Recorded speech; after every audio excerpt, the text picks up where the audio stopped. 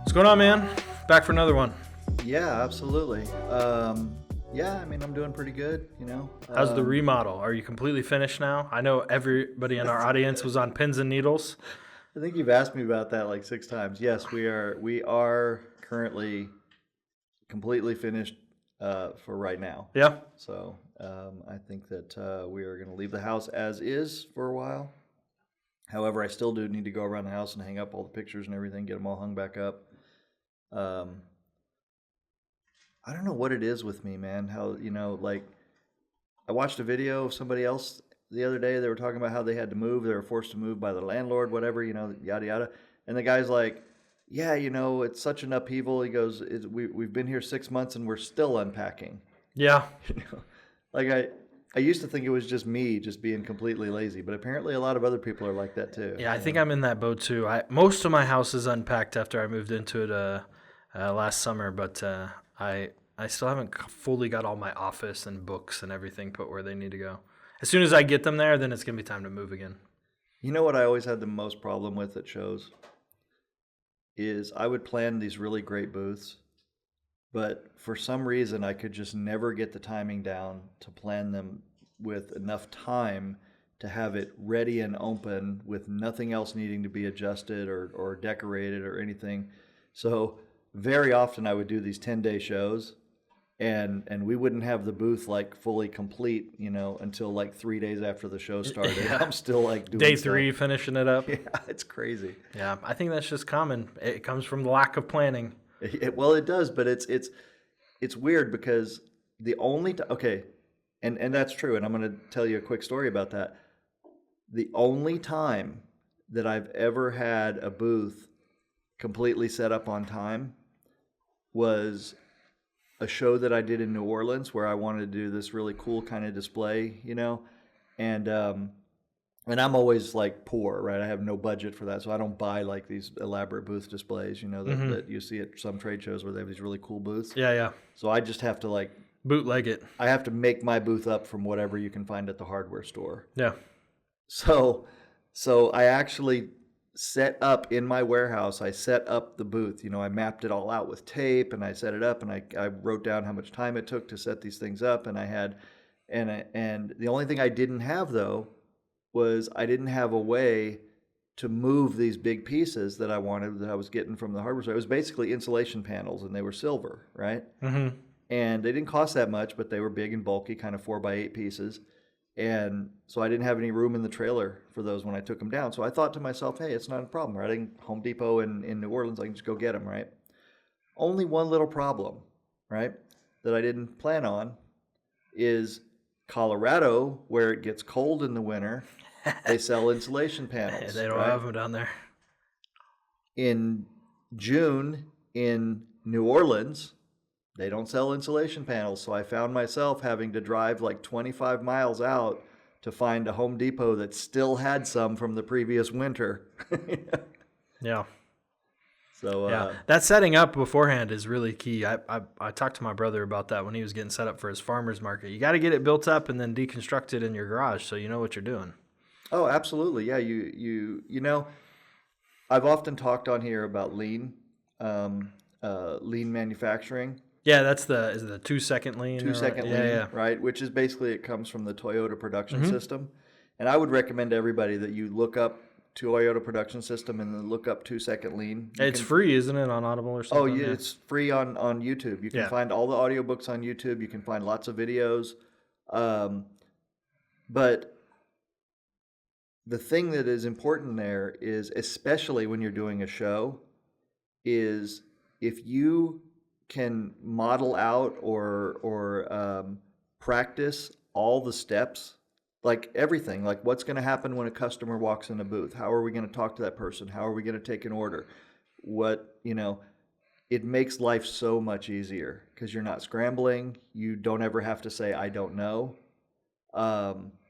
If you find yourself presented with a question that you do not know, then you've already worked it out where to get the answer, right? So for me, I turn around to my wife and I say, what's the answer, right? And she knows already and gives it right away. So it's not like we leave a customer hanging. We don't bullshit them. Um, so I have never, since that one time, I've never set up a full booth, but we have practiced, with the team. We have mapped out the booth with tape, and then we've practiced, so that, and it has been very beneficial, especially when you've got people that are just coming in temporarily and they haven't really worked with you before. Yeah. Preparation is key. I'm Scott Hess, tax and business consultant. I'm John Barton, small business owner. Remember the tortoise and the hare? Slow and steady wins the race. We started Turtlesmith to help people start small businesses, providing information and resources to small business owners and entrepreneurs. Build a solid foundation and forge your dreams. Our phase 3 is execute, and now it's time to get the business up and running.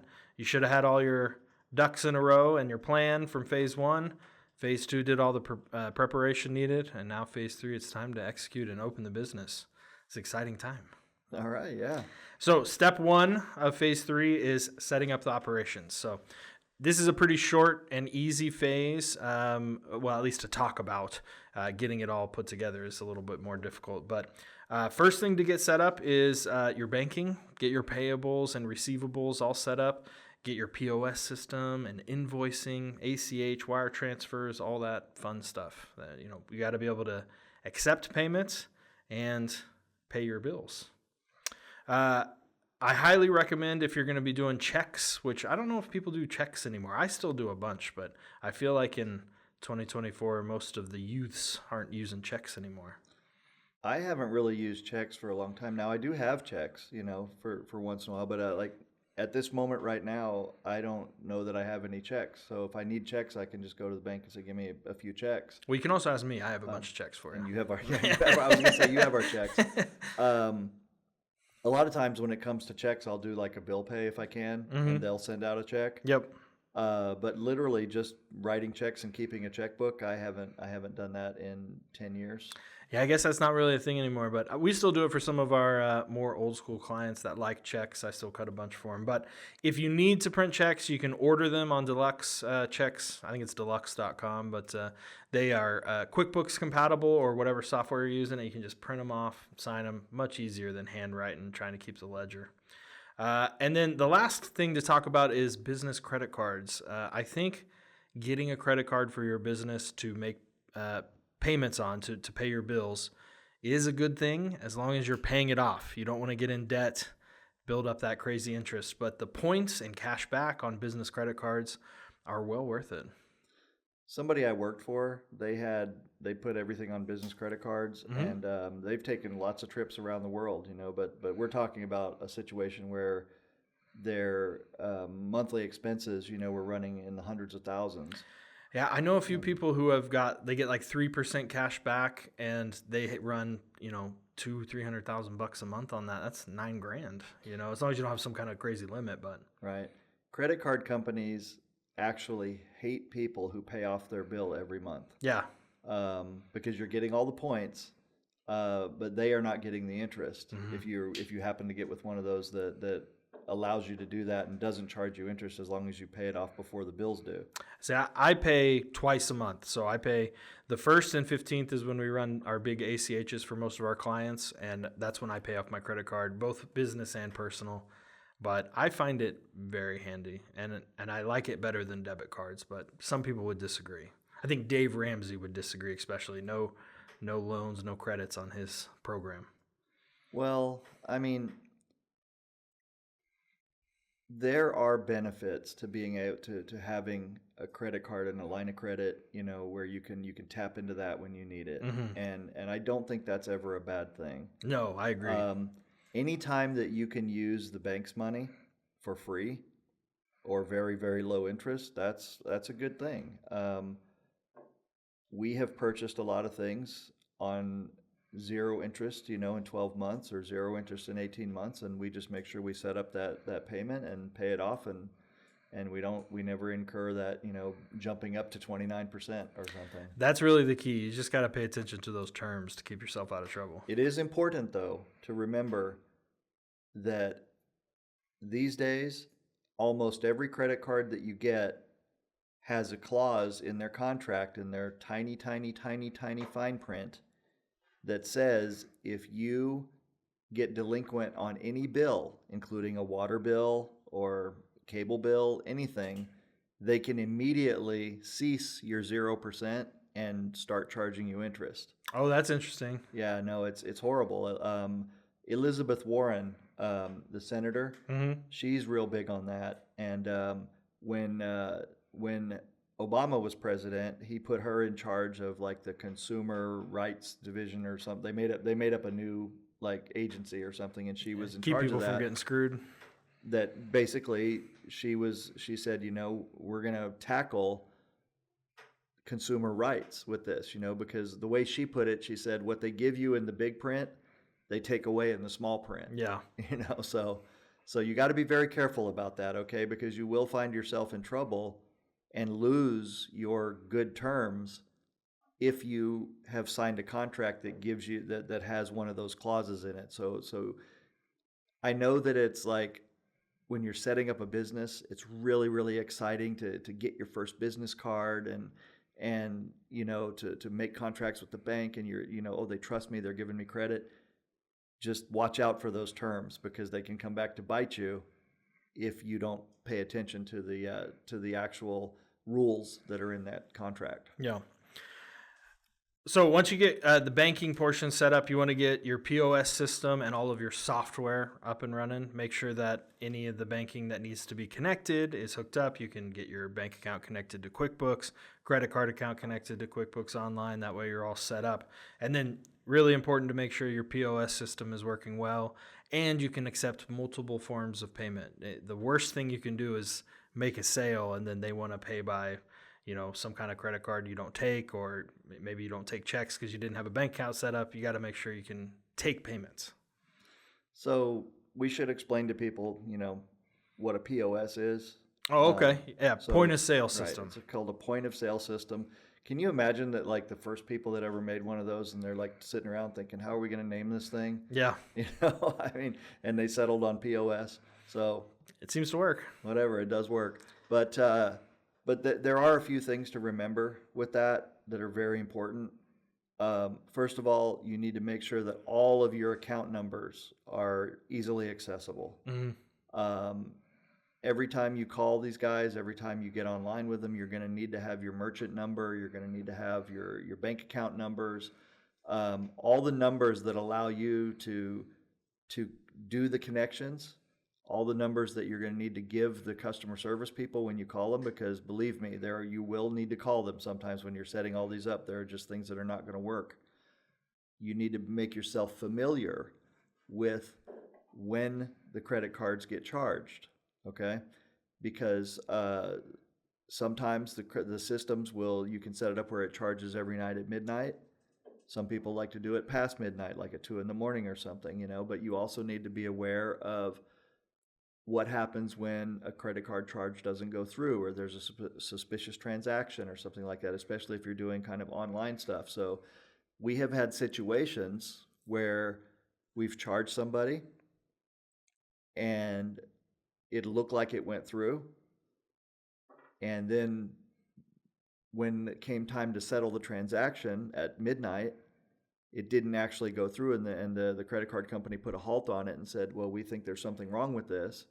But we had already sent out the merchandise. Yeah. Now, most of the time, that still works out just fine because our particular customers are mostly trustworthy, but there have been a few times when we've literally lost the money, or we lost the product and we're not able to recover the money. Yeah, and if customers pay with credit cards, they can oftentimes dispute them, and then you get into a hassle with the credit card company. So it's good to have understand how that works and have a good operating procedure for yourself for how to handle those situations. Right. It is super important that you also pay attention to the terms of how to take a credit card, because if you don't do it in the right manner, then you can lose those disputes. So you have to make sure that you have proof of that you made the sale, you delivered the product, and if there's a dispute, and credit card companies don't always make it easy for the merchant to make a dispute. One of the biggest ones just actually made it a lot harder. Mm-hmm. So definitely take the time to learn the exact procedures of how to take a credit card safely. Um, and so you're as protected as you can be. The other thing you want to pay attention to when you're setting up your POS too is, and accepting, if you're going to accept credit card payments and stuff, is the fees and the percentages that they take from you. Customers, when they use their credit card, the credit card processing company takes a cut. And I use Square, which I think is about the worst. It's a couple bucks plus a percentage of the sale, but I only do about 3 or 4 a month, so it's there's no monthly fee for that, so it ends up being cheaper for me usually. There are some that charge a monthly fee, but then much lower interest rates. So you really want to shop that around to see what works best for your business. Yeah, it's really good to understand that and understand that everyone's going to try to entice you. Mm-hmm. But once again, it's one of those things where some of them will give you what looks like a good percentage on the front end, Yeah. and then on the back end, they'll eat you up with fees. Yeah. So there's that. Another thing that is important there, let me think what I was just going to say. It is tricky sometimes with the credit cards, to what you're going to take and how you're going to take it. Debit cards, sometimes you can take them without a fee, without incurring a fee. That's correct. There is a big thing nowadays with what's called a cash discount. Yep. Now, this is important because a lot of these POS sellers are going to also try to sell you on the cash discount. They themselves are also credit card processors. Mm-hmm. So what they will do is they will say, I'll give you this free equipment, I'll give you this POS system here or a terminal or whatever, and then if you want more equipment, you can buy it or lease it. But they're basically saying, I'll give you this for free. You won't have to pay for it, but you have to do this cash discount. What the cash discount is you have a price. Let's just say, for example, it's $100, okay, for the item. And the cash discount is 95, so 5%, right? You get down. Well, what happens is the credit card company charges 5% when you use a card. So if you charge $100, then they're going to get their $5 for so if the customer pays cash, obviously the credit card company gets nothing. You get your $95, Right. If the customer pays with a card and You pays still the only $100, the credit card company gets the $5, right? Yeah. But they are charging more than the standard rates. So normally the rate would be like 2.5%. So if you charge $100, your customer pays $100, and then it's you get $97.50. Right. Okay, but if you go with this cash discount scheme, and the way it works is they gave you the POS and they've got it all programmed in their POS, so you just hit the button that says cash discount. Great, you get $95 in your register, right? But the credit card companies know, and these POS makers know, that most people are just going to whip out a card.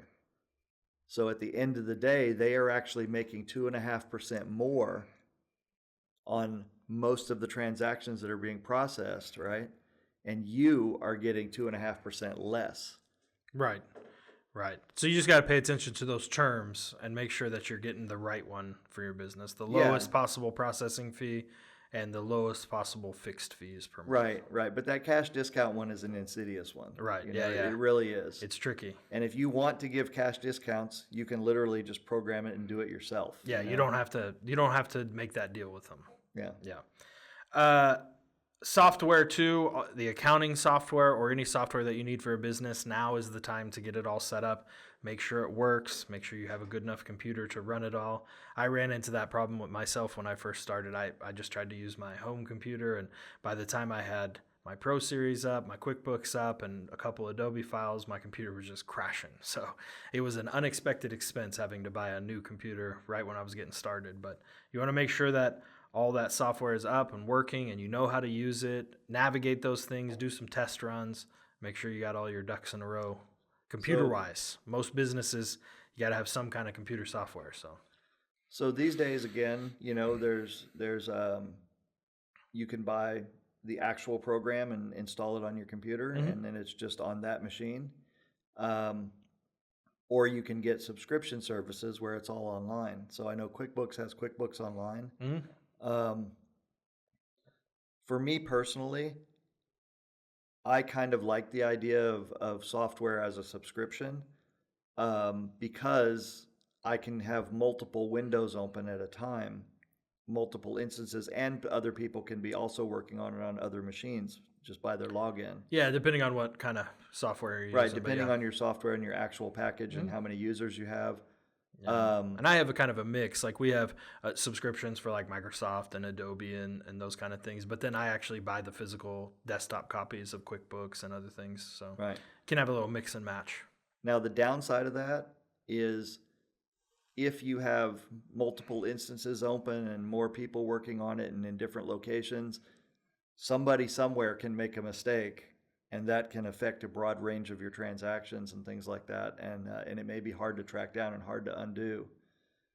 Whereas if you have it in one central location or you have it all on one machine, then it makes it a little bit easier to control who has access and make sure they know what they're doing. Next step in this setting up the operations phase is to get an office put together. Now, I am going to argue strongly that no matter what business you're in, even if you're a home-based business, if you have a big restaurant or retail shop or something, you should carve out a small section that is just your office. Even if it's a home-based business, even if you just put it in the corner of your living room, a little desk and a file cabinet, but have an office space where you can sit down and do just this accounting work, the little tiny paperwork that you have to do. You know, you may need an office, like I needed an office for my accounting, but some operations feel like they don't need to set that space up. They're doing stuff. They're sales guys. They don't need a place to sit down. I have a guy that I work with who mostly works out of Starbucks, and I don't know how he does it. It's too much for me. I got to have a place where I can sit down and concentrate. So I'm going to strongly advise everybody to just get a little space that is just for your office. I can't disagree with that. I can tell you that for most of my business, I haven't had. A lot of times I'll have a desk or an office somewhere, but I will work in different locations, and I'll find myself real scatterbrained. And if I have a lot of paperwork or stuff like that, I'll end up leaving stuff somewhere, like on the kitchen table or the counter, and then weeks or months later, I'll be like, where is that piece of paper that had that information on it that I really needed? Yeah, and in the trash it went probably. Well, in the trash, or it actually is somewhere in the house, but the key word is somewhere. Yeah, right. Next part of this is we're going to just get our facilities set up if you have those. So if you have a retail shop, if you have a restaurant or a customer facing business, if you have a warehouse, whatever you need, now's the time before you start making sales to get everything set up. So there's kind of that saying, like everything in its place or everything has a place. You really want to make sure that you have everything set up so that you're not already behind the 8 ball. We talked about that at the beginning of this, where I still haven't unpacked my home office, but I don't work out of there, just my books and games and stuff. But for this deal, when you're setting up your business, get everything going, get everything in its place and ready to go. And also, this is the time where you want to set up your folder system on your computer or in the cloud. Okay, great tip. Yep. And this is super important right now, right? There's going to be a lot of times when you're asked for information that you need to be able to get to quickly. And if you don't have a good system where your folders, you know what folders where things are, and you don't take the time to label them. And I've gone through phases where I've been really diligent about that, and life was just a dream at that point, right? Anybody ask me, they need to see my tax return from 1983 or something like that, it's right there under the folder called Tax Return 1983. Yeah. Version 1, version 2, signed, returned from the IRS, whatever, every single version is right there. Then I've gone through phases where everything that I save is just on my desktop, or it's in some other folder called all this other stuff, right? Like literally I have a folder called all this other stuff it's like a junk drawer of files, Yeah. So then I find myself spending 10, 15 minutes, 30 minutes, an hour shooting myself in the head, out of frustration because I'm like trying to think of every search term possible to figure out where this document is. Yeah, and if you don't save it correctly, then it's even worse. That absolutely. So you have to you have to devise a system that makes sense to you about how to describe things and date them in the title of the file. Yeah, at our office, we have a very specific way that we save every file, correct folders in there and everything, because there's clients want to ask for stuff all the time. They're like, remember that document I gave you 10 years ago? I need a copy of it. And we got to find it. So if it's not all saved properly in the right folder, you're right. You just shoot yourself in the foot trying to search for it. It takes forever. Now, here's another part of that is super important. And I can guarantee you, you are going to want to hit yourself in the face with a baseball bat if you don't do what I tell you right now. All of your logos, everything that has to do with the branding of your business, you want to have a folder that has those in print-ready format. Mm-hmm. So what I mean by print-ready is you're going to want to have them where they're clean, there's no background. You're going to want to have your colors and everything all set up. You're going to want, if you get shirts that are embroidered, you want to have that digital file that embroiderers can use. So a lot of times you will go to get, you'll want to say, oh, well, we're setting up our operations. Let's get our uniforms for all our employees and make sure they're embroidered with our logo, right? And the embroidery company will say, sure, yeah, we'll do that for you. They'll set up the logo for you and they won't charge you, but they also will not give you the file. Mm-hmm. So later on, when you want to get more shirts made, if you want to go to a different company, they don't have the file and the other company doesn't want to give up the file because they want your business. So make sure that whatever company you go with, ask them for the file so that you have it. Yeah, that's a great tip. I failed to do that several times and had to scramble to figure out how to get my logo to, something if I'm trying to sponsor something or they need it for their website. Something that we do, just as a courtesy for all of the people that we do business logos for when on the cases, is a lot of times they will send me like a picture of their logo or something, right? And it'll be really crappy. Sometimes they will actually send me a digital file and it will be crappy, mm-hmm. right? So what we will do is we will redigitize the file. We'll make a new file and we'll make it super clean. And I have our guy, like I'm very meticulous about pressing them to do like the highest level of embroidery that we can. Now, for people that don't understand what that means, I should explain it real quick, right?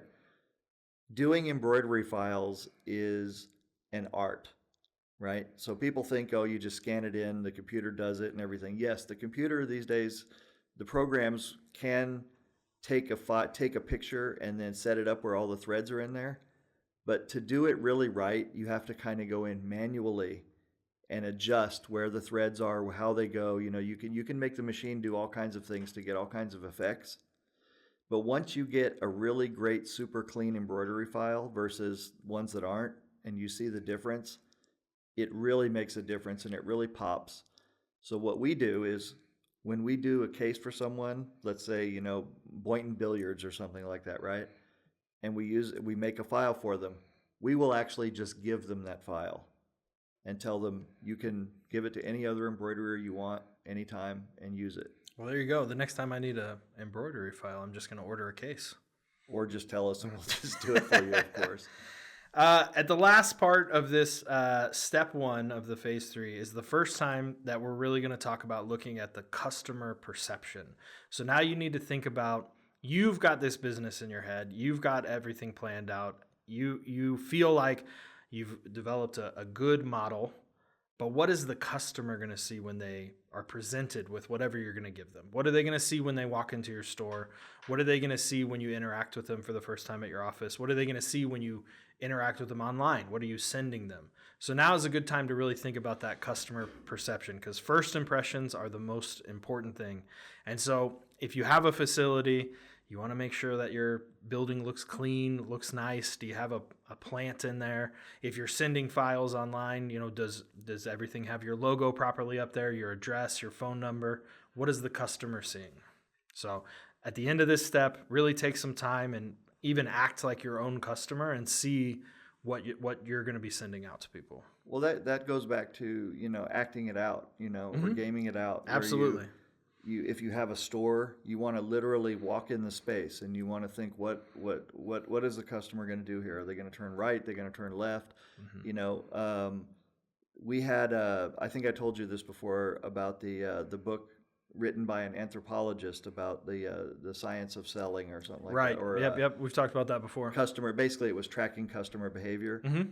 And most people, when they walk in a room, they just automatically look or go to the right. Yeah.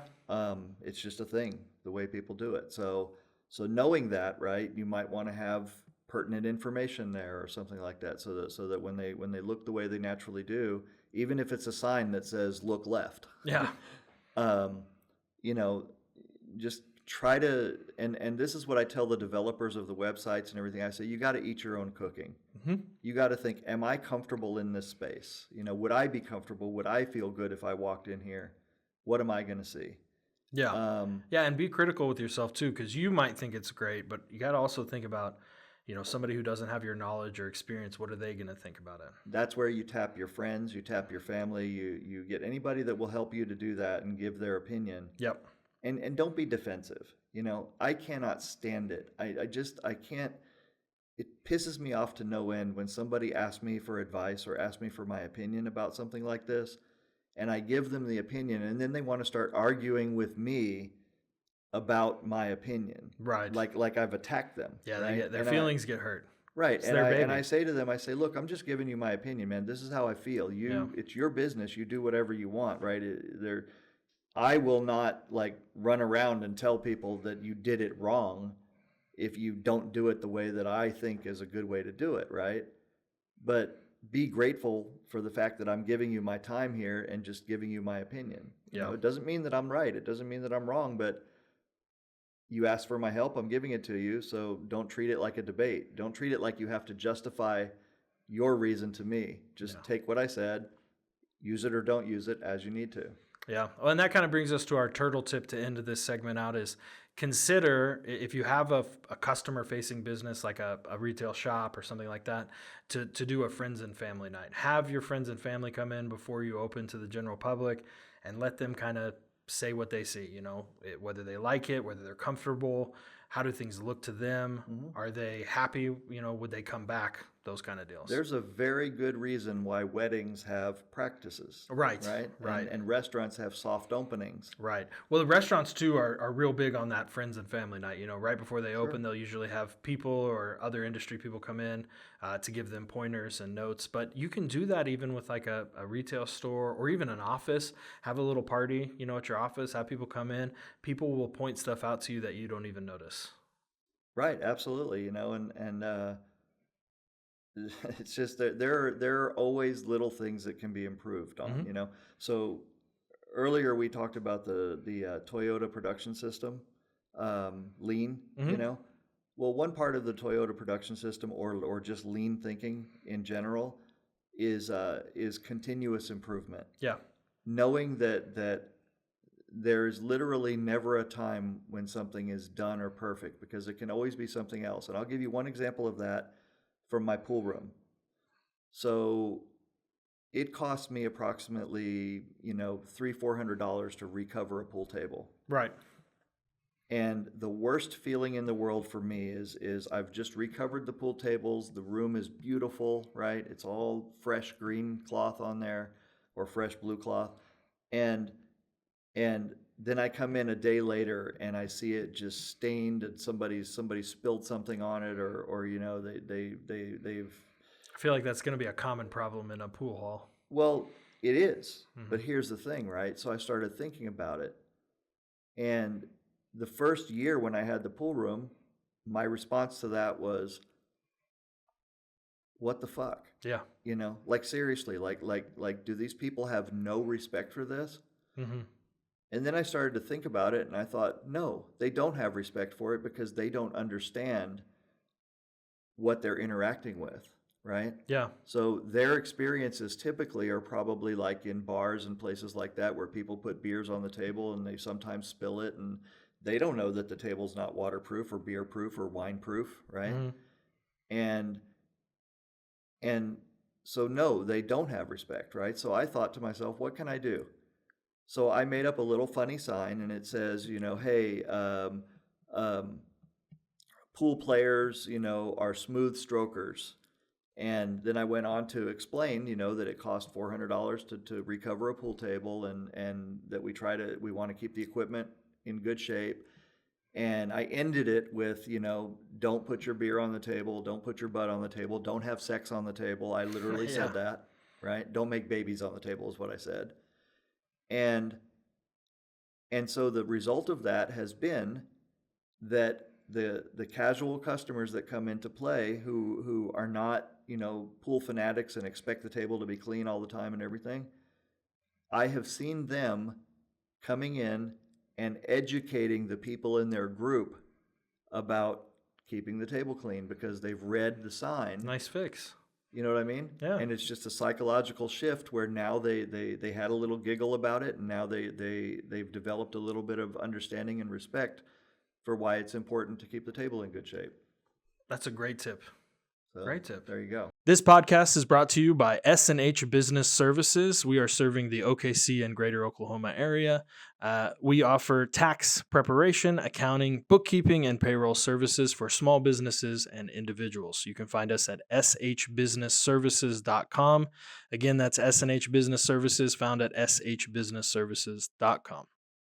Well, in this segment, we're going to be talking about a very important thing that most men, I feel like, forget, and that is read the instructions on everything.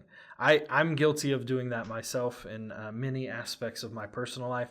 Unfortunately for my business, I cannot. If I do not read the instructions on how to fill out all these forms for the taxes, people lose money. So I'm pretty diligent about those. I got contacted by the IRS like 2 years after, we filled out returns, and one of the accountants that I dealt with when I first got here, Mm-hmm. and they said that I owed them another $12,000. Yeah. Because something wasn't filled out right. Well, He didn't read the instructions. I don't know if he did or he didn't, but I know that it's not a pleasant feeling to get something like that where they're telling you it's not right, and I have absolutely no idea. But I can tell you this, on my personal life and my professional life, not reading the instructions has cost me a lot of time and frustration. We buy a lot of machines, and I'm excited, and I want to jump in and start using it, and I think that I can just figure this out on the fly. And then, an hour later, I'm tearing my hair out wondering why I ever bought the machine. Call technical support, call the customer service, and I'm just geared up and ready to bitch them out. And they're like, "Well, did you follow the instructions on page 12 where it clearly says, flip this switch before you do that?" Yep. And then I have to basically eat crow and say, "I'm very, very sorry about that. Thank you for sending me the machine." And I think it's a masculine feature to throw those instructions away. For some reason, we feel like overconfident in our abilities to handle things. Not that women can't also feel overconfident, but I feel like most of the time when guys get something, they're just like, we'll figure it out. No big deal. But this kind of segment's a little bit more on, while it is about reading the instructions, it's also too about being a little bit humble. You got to be humble when you start things off and realize that you don't know everything, and it's okay to ask for help, and it's okay to read the instructions and really pay attention to things. yeah, absolutely. We were speaking earlier about, starting an LLC, how easy it is to start an LLC. And now with the new reporting requirements where you have to report, what is it called? The beneficial ownership information reports, or BOIR, with the FinCEN. That one really rolls off the tongue. Yeah. I think they could have come up with a better acronym for that. The government's real good at naming things. So yeah, but that's one that's super important, right? Because you can set up an LLC online with any number of companies that'll do it for you within literally 30 minutes or less. And you can find yourself with these dead LLCs that you didn't, thought was a great idea. Well, now, and at least in Oklahoma, they'll send you a letter. They send out a letter to all the LLCs, and when you start a new one, they'll send a letter. But it's shocking how many of my clients didn't even read the letter, didn't get it, didn't pay attention, or just threw it right in the trash. Yeah. Thinking it was a scam. And that's a thing. I've gotten a lot of letters and not paid attention to the deadlines. They said, hey, you got to pay this by this time, or you got to do this. Um, there have been times when literally they've sent me a letter asking me to update my information, right? The Hmm. information is exactly the same, but what they want me to do is they want me to go online, log into my account, and essentially just confirm that the information is exactly the same as it was before, or change it if it needs to be changed, right? And hit the button that says I did it.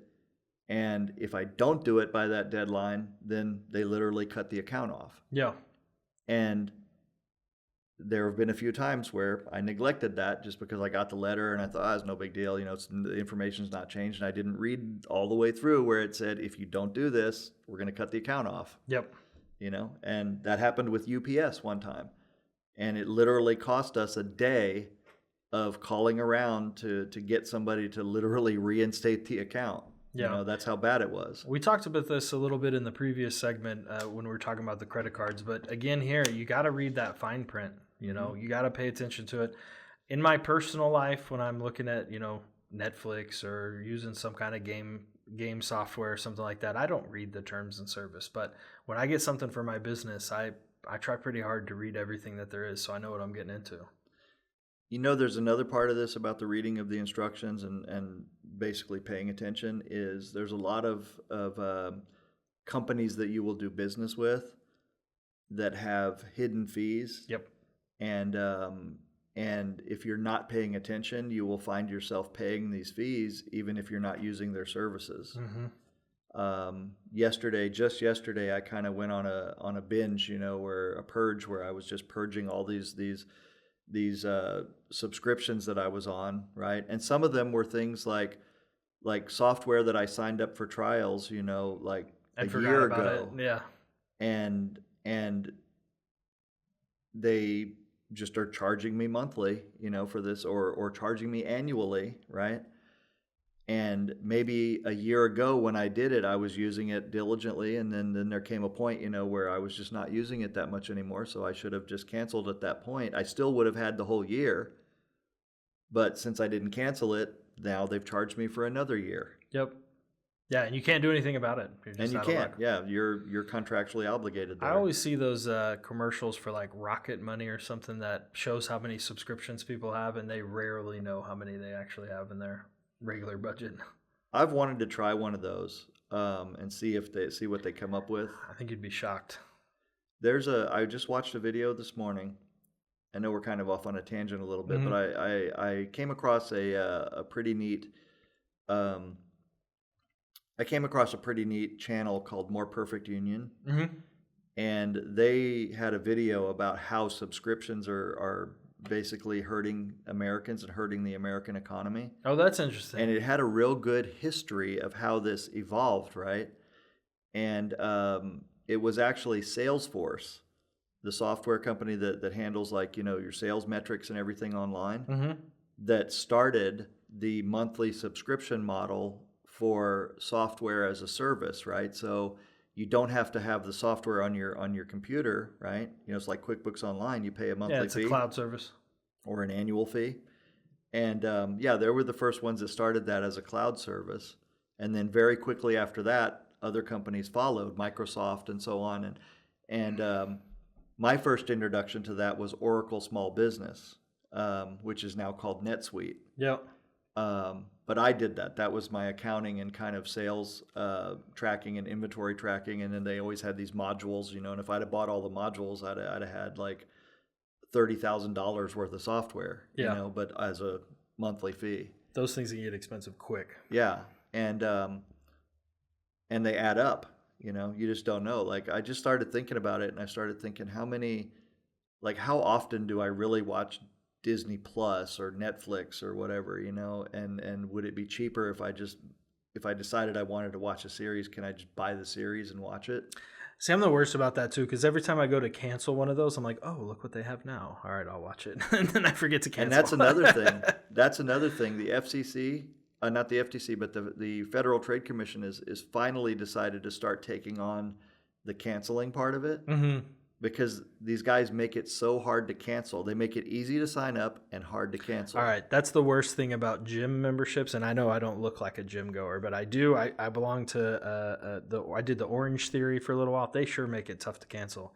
You got to go in and be like humble, like I want to cancel, and then they try to talk you out of it and make you feel like a dick for quitting. Hated it.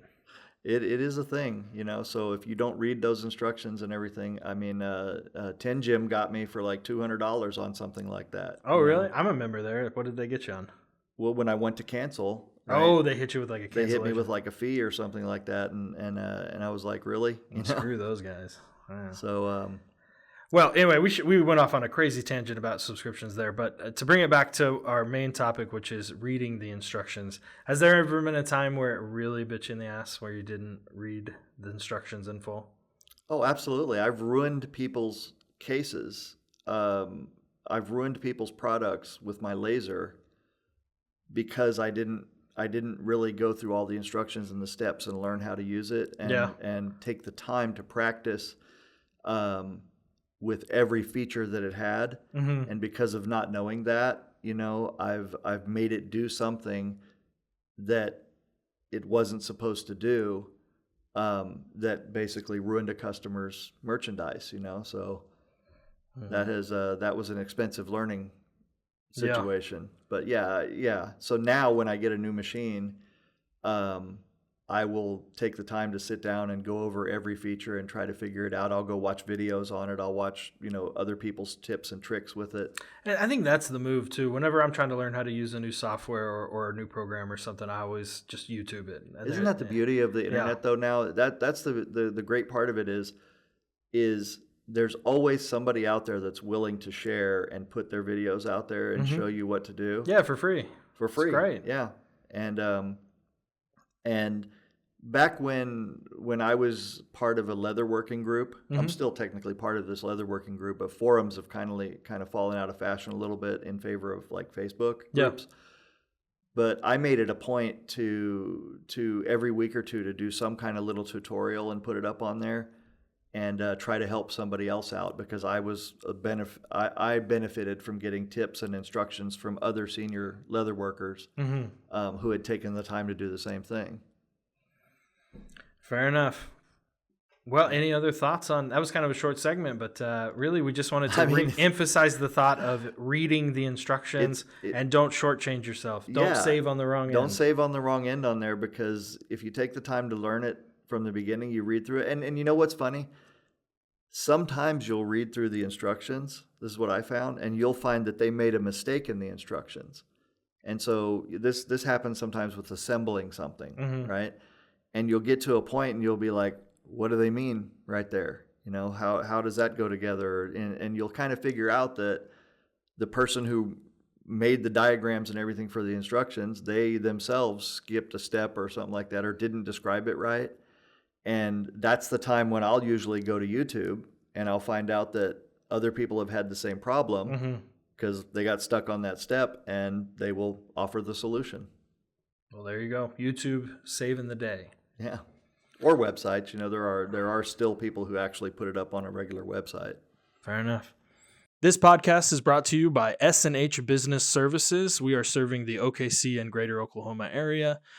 We offer tax preparation, accounting, bookkeeping, and payroll services for small businesses and individuals. You can find us at shbusinessservices.com. Again, that's S&H Business Services, found at shbusinessservices.com. All right, final segment. I'm actually kind of excited about this one. We're going to talk about a good business to start. And this is the first time we've done this in our podcast. And today we're tackling one, curb painting. I was pretty shocked to hear how lucrative curb painting can be and how well some people are doing with it. And I think part of what we wanted to talk about here was also easy businesses to start, right? Yeah, this seems like a pretty low overhead and relatively simple. So what do you got for us? A couple of videos or? Yeah, I got 4 videos here. I'm going to play them all back to back. You guys can react to them as they're going. That's totally fine. Cool.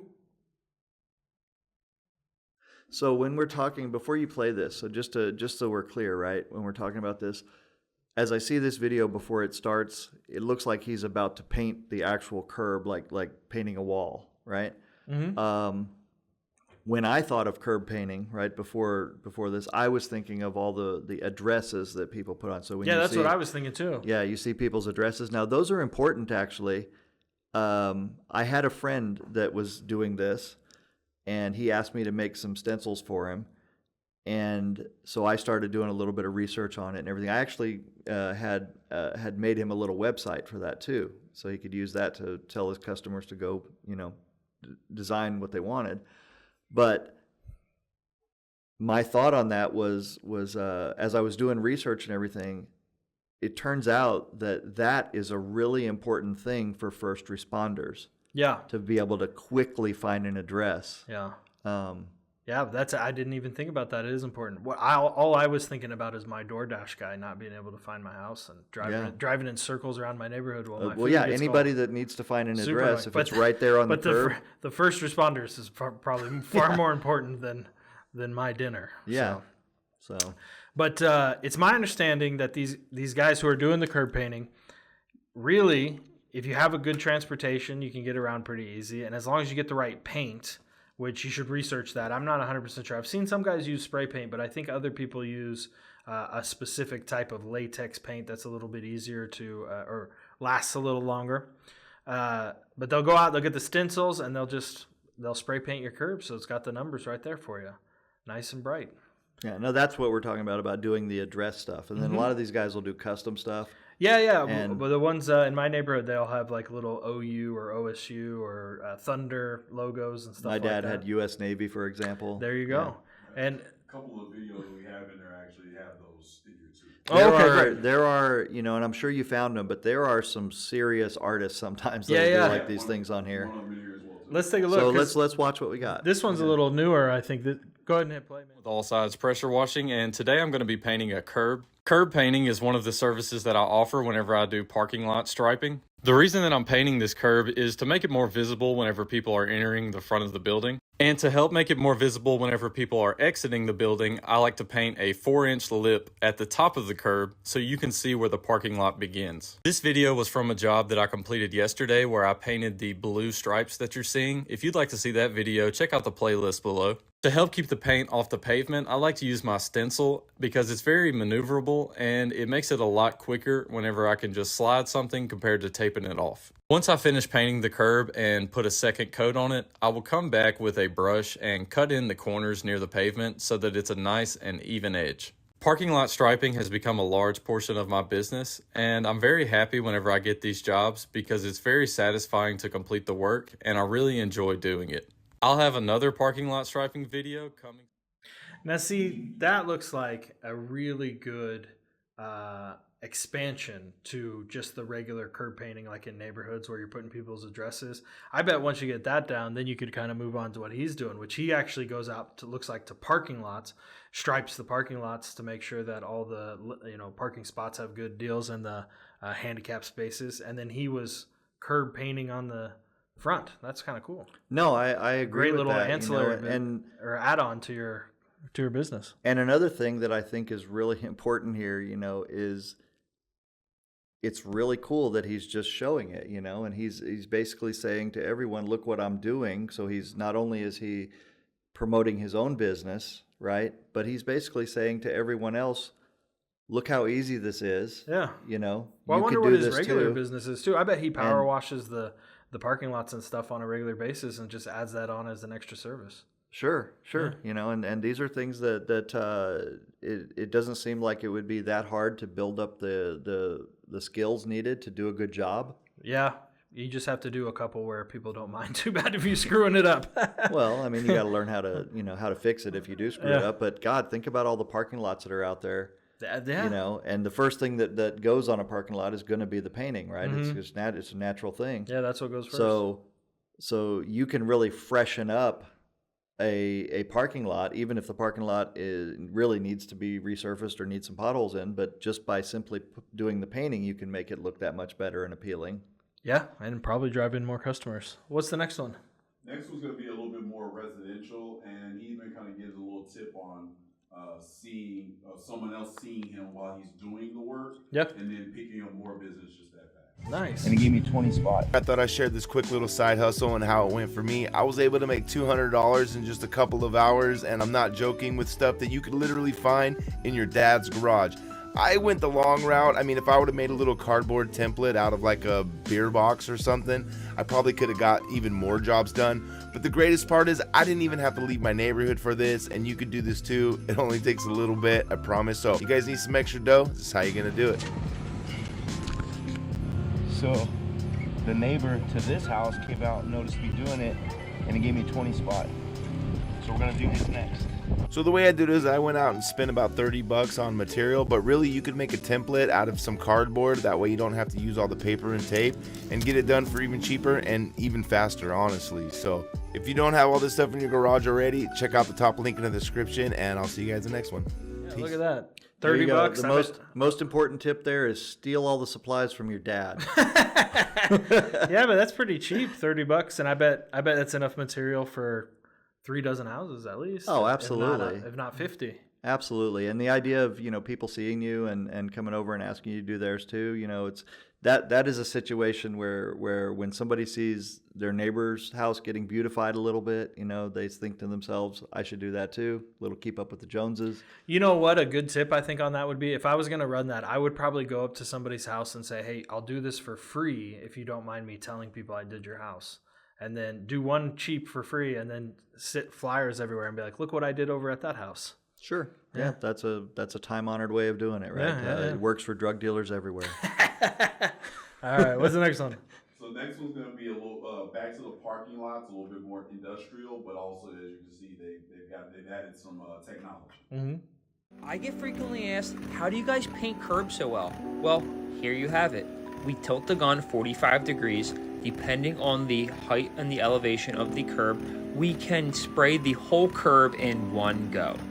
But this complex has been overlaid so many times, so some curbs are 4 inches tall, some curbs are 8 inches tall, some curbs are 9 inches tall. So we're not going to change our gun every single time, so we just get the face of it and a little of the top, and then we come down afterwards, and then we finish it off. Like and subscribe for more content on the way. That's a cool little machine that he had there. I bet those aren't terribly expensive. That business, pressure washing, Mm-hmm. so we've seen right now that you can do it with stuff out of your dad's garage, as the other guy said, which is absolutely true. Mm-hmm. Or if you have the means, and you can invest in a little bit higher machine. I mean, you could even do this with, there are so many ways that you could set up your own little setup there that would allow you to use a Harbor Freight airbrushing equipment, for example. Yeah. Or if you make a cart or something like that, you could DIY this quite a bit. Or if you're able to, you just buy the machine that's ready, that's already set up for that. I mean, I think we're seeing a natural progression here. You start off Yeah. with the little curb painting at the residential, you bump up to doing the striping by hand like that guy was doing, and then you get yourself a cool machine. Yeah, now one thing, not to get into too fine a detail on that, but I wonder how much prep they have to do. Now, this guy here is going to show us, I believe, that he's going to take off the old paint and not just paint over it. All right, yeah, let's see. And also, he's going to also give us a little bit of the artistic expression too, so a little bit more of that evolution. excellent. I mean, that's pretty quick. A lot of these videos are kind of sped up a little bit, but Yeah. But I mean, with an angle grinder, you can get that cleaned up pretty quick. now he's laying down a foundation of white on there.